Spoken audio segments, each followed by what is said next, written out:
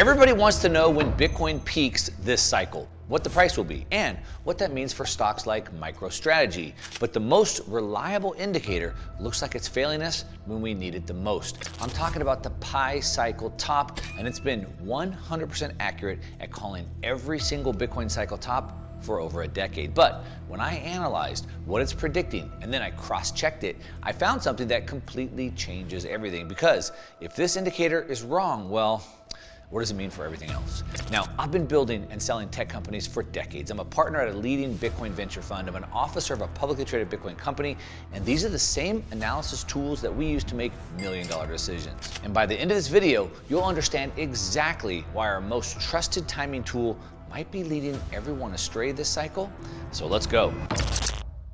All right, we're gonna have some fun here. We are going to sort of predict where the price of Bitcoin will be at the end of this cycle. I'll explain what cycles are, and of course, like all my videos, we're not going off of gut checks or guesses. We're gonna use data to get there, and then I'm gonna show you all this data together, and then I'll tell you how we use this data. Okay, so the first thing is, you probably already know this, but if you don't, Bitcoin sort of moves on these 4-year cycles. Now, these 4-year cycles are halving cycles where the new supply issuance of Bitcoin gets cut in half every 4 years, causing a supply-demand shock. Okay, now this is sort of turned into a predictable pattern that we have over time. Now we can see sort of like this, and if you're good at patterns, like maybe like an elementary kid could be, you would see that in 2012, we had this pattern, and then it took off. In 2016, we had this same pattern, and then it took off. In the next cycle, in 2020, we had the same pattern, and then it took off. And now we have the same pattern, and what would happen next?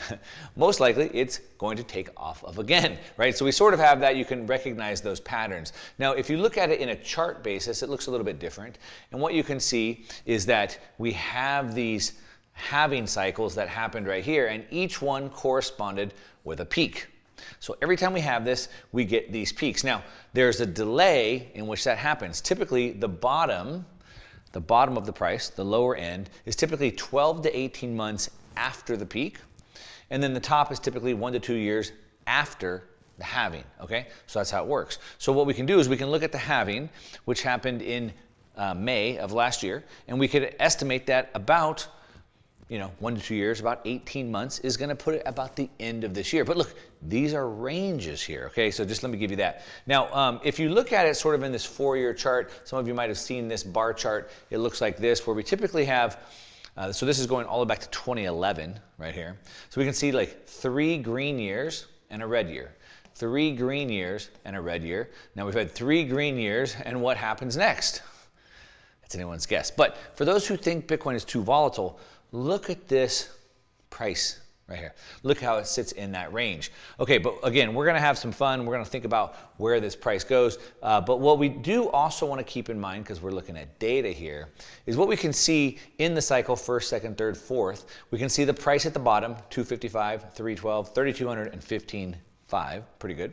We can see the peak price here, but what we're looking at is the multiple. So it went up 444 times in the first cycle, 62 times, 21 times, and yet we don't know right here because we're still in this cycle. So this is like the law of diminishing returns, or what we call the law of large numbers. So as the number gets bigger, it's harder to move up more explosively.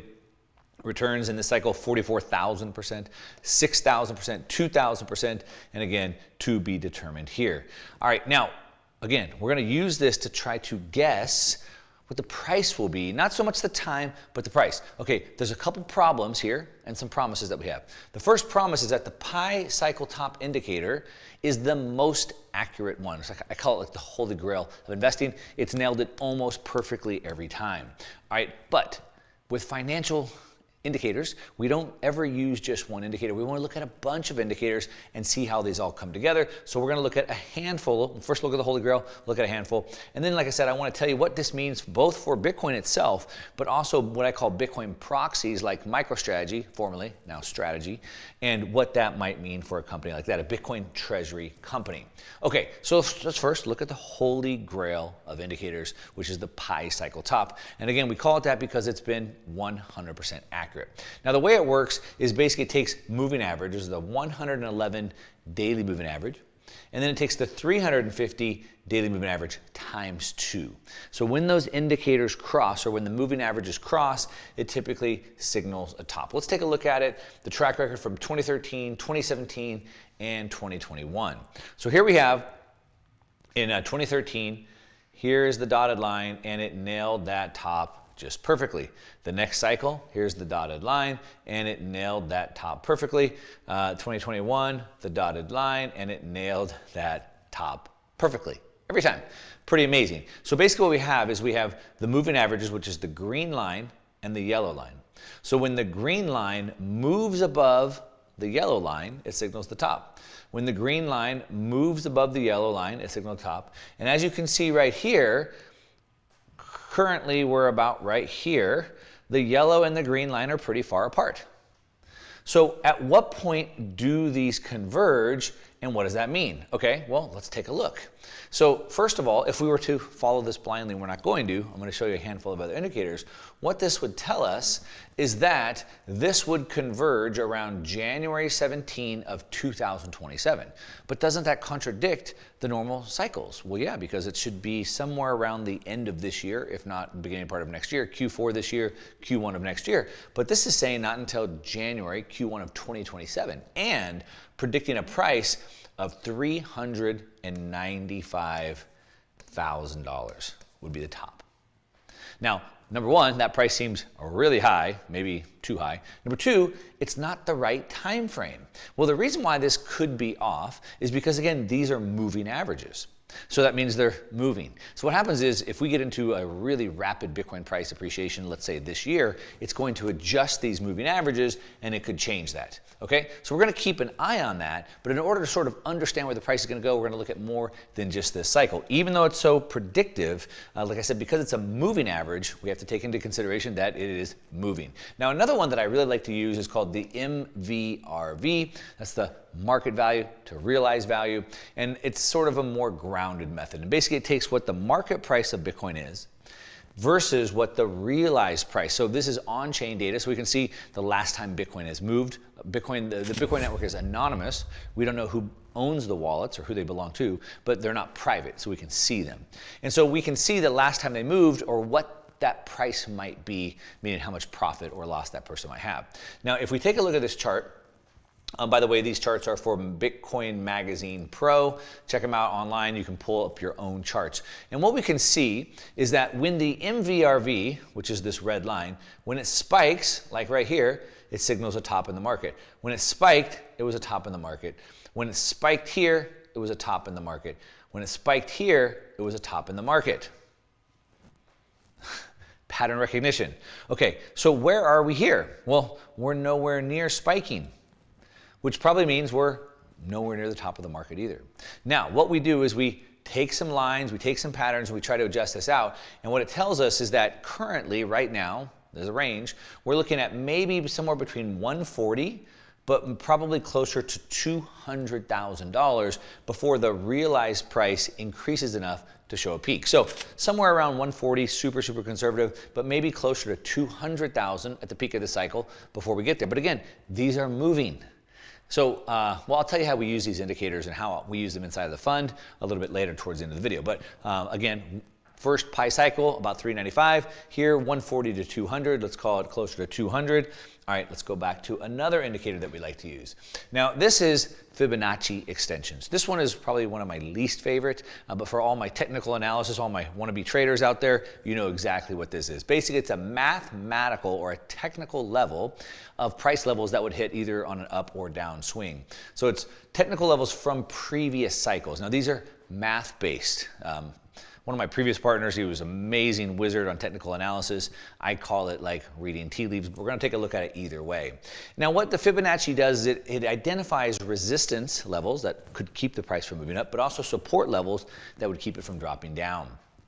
Now, if we take a look at the Fibonacci, if you're a trader and you like these, if we look at the Fibonacci levels, what we see is that the extensions are currently projecting on a conservative basis, a base case, or an optimistic, a bearable case, Bitcoin to be somewhere in the 145 price range, somewhere around here, maybe up to 170, but maybe as high as as about 220,000. So bear case 145, mid case 170, bull case 220. What did the MVRV say? It said the same thing, between 145 and 220 as well. All right, so we're starting to see some confluence in factors there. All right, so if we put all this together, we take the pi cycle, we take the MVRV, we take the Fibonacci, what do we get? Well, they're pointing between, again, 140 to 220 range. Timeline looks like it's going to be much sooner than 2027. And if we cross-validate these, we converge them, it gives us more confidence into our price levels. So maybe somewhere in the, what is the average of that, 175, 180 could potentially be the top of the cycle. We don't know till we get there. But what does this mean for stocks like Microstrategy? So Microstrategy, or now Strategy, is basically a proxy. It's a levered way to play Bitcoin. So for example, if we look at Microstrategy, here's bonds in the last 5 years, since August 10th of 2020, is down, bonds are down 4%, you've lost a lot of money. Real estate's up 6%, gold's up 10%, S&P 500 is up 14% annually. The Mag 7 are up 27%, Bitcoin's up 58%, and MicroStrategy's up double that, about 101%. Cumulatively, 3,000% in that period, while Bitcoin is up 885% in that period. Okay, that's over the last 5 years. What about the last 1 year? Well, if we look at it over the last 12 months, we see a similar pattern. Bonds are flat, real estate's up 6%, S&P 1,700%. Gold had a great run over the last 12 months, it's up 40%. Bitcoin's up 74%, but again, MicroStrategy is up almost double that at 134%. So if MicroStrategy, or strategy, is a levered way to play Bitcoin, where does it put the price of that? Well, let's take a look at that as well using some of these familiar metrics. Now, we don't have on-chain data that we can use, but we can use Bitcoin as an indicator, seeing how it moves as a multiple. We'll look at a couple other things. Now, to understand, it's no longer micro, now it's just strategy. It's still the same ticker, MSTR. Right now, they're holding over 600,000 Bitcoin. So there's a couple things that we have to take into assumptions. Number one, how much more Bitcoin will they have by the time we get to the peak? They could have 700,000, we don't know, but we're gonna use about a 600,000, all right, and because that's growing. We wanna look at the Fibonacci targets of 140, 170, 220, and then we have to look at the premium or the multiple that they trade at. So let's first look at the Fibonacci's. Okay, so again, based on the Bitcoin extensions, we have a base case, a mid case, and a bull case. What we can see is that MicroStrategy could go up as high as $1,300 per this cycle, which is amazing. Amazing growth. Okay, but I would like to look at it more based off of Bitcoin's price and a multiple. For me, that makes more sense. And so if Bitcoin gets to a target price of 170, remember it was about 140 to 220. So if it gets to 170, what will MicroStrategy trade as a multiple to the amount of Bitcoin they hold on the balance sheet, the book value, or what we call MNAV? So we have to assume this out. Right now, it's somewhere in the 2 times MNAV. All right, so how many Bitcoin will they have? We don't know. Let's say they get to 650,000 Bitcoin by the time we get to the peak of the cycle. At a 2 times MNAV and Bitcoin get into 170, that would put the price of MicroStrategy up to about $1,000 per share. If we get a little bit higher, let's say they get to 700,000, they would get to over $1,000 per share. But could they even get a higher multiple? Could it be a 3x? I think it could. I'm going to show you why in just a second.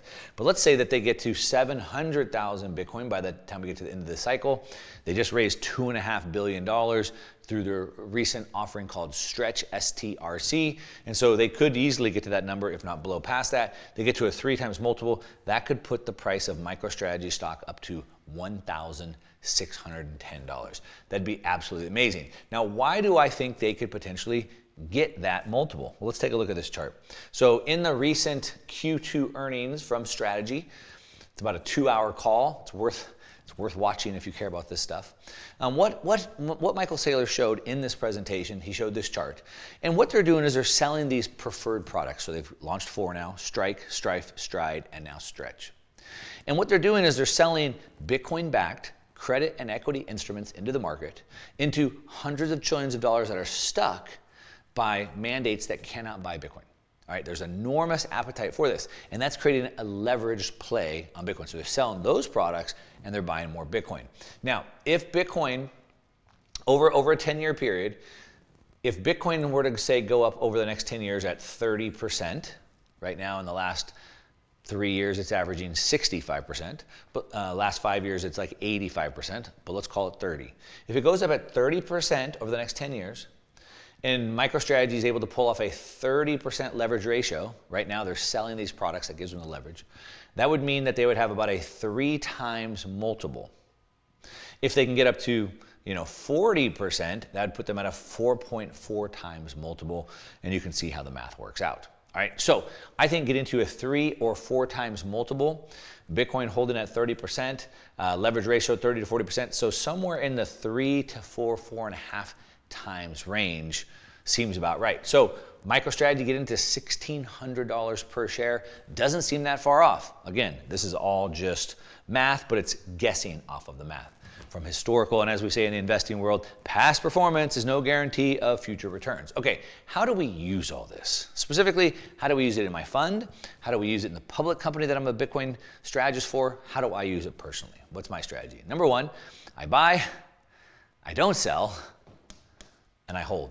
Okay, so what do? I use data to guide my decisions, okay? So we understand, as of right now, we have these cycles.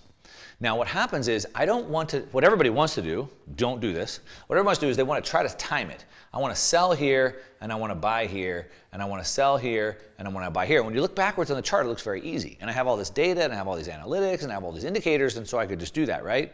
No. The problem is that most people, well, unless you have a lot of luck on your side, you can't really do this. What happens is, let's say that you did buy here. Right around here, it starts looking expensive, so you sell. But the problem is it keeps running. And then by the time it draws down, you're going to buy back in. You probably won't buy here. You'd probably buy here, and you're going to buy in higher.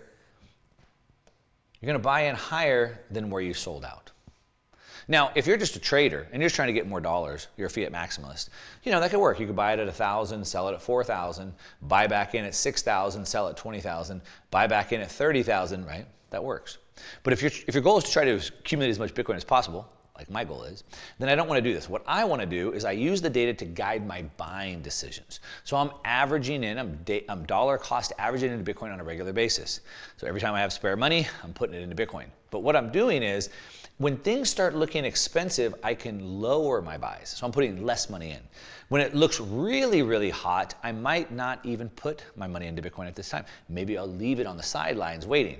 When it starts getting cheap, I can start laddering my buys back in. I keep buying. Here I hold. And then as it's getting cheap, I buy, and I hold. That's how I'm using it. All right, there's a couple things that I want to make you aware of. I can make a separate video if this is interesting to you. Number one, the law of large numbers. We can see that the Bitcoin's return profile is diminishing. I think there's a case for why it starts accelerating again. The CAGR, compound annual growth rate, could go up again. If you want a whole video on that, let me know in the comments down below. But another thing is that the makeup of the buyers, we're seeing retail selling, and now these Bitcoin treasury companies are buying. And so the change in the ownership is also going to change these cycles as well. I think the age of seeing 70, 80, 90% drawdowns could be over. So be very careful on how you use this data, and that's how we're using it. Now, if you want to see more indicators, I have a video where I have my top 5 indicators you should be watching, and we'll put it right here, and I'll see you over there.